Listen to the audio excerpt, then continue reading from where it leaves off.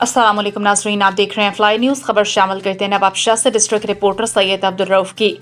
वापटा hydro electric workers union का एहतजाज। मुतालबात मंजूर न हुए तो इस्लामाबाद डी चौक पर धरना देंगे।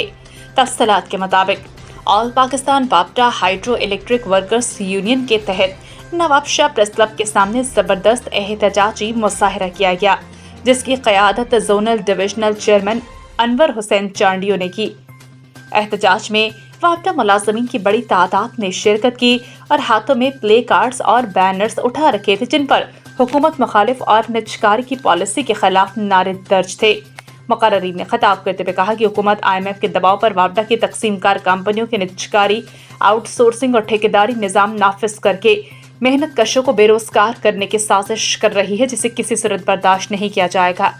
उन्होंने कहा कि गुज़श्ता 8 वर्षों से नई भर्तियों पर पाबंदी आए थे, जिसके बायस इदारे में शदीद अफरादी किल्लत पैदा हो गई है, जबकि मुलाजमीन के साथ किए गए मुआहदे के मुताबिक 20% पर अमल दरामद ताहाल नहीं किया गया।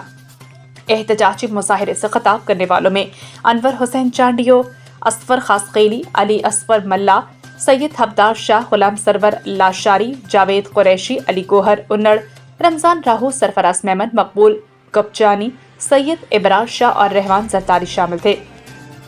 मुकर्रीन ने वाज़ेह किया कि डिस्कोस के निजकारी पब्लिक प्राइवेट पार्टनरशिप के मंसूबे फौरी तौर पर ख़त्म किए जाएं। उन्होंने वफाकी हुकूमत को 1 माह की मोहलत देते हुए ऐलान किया कि अगर हमारे मुतालबात पूरे न किए गए तो इस्लामाबाद के डी चौक पर मुल्क की धरना दिया जाएगा।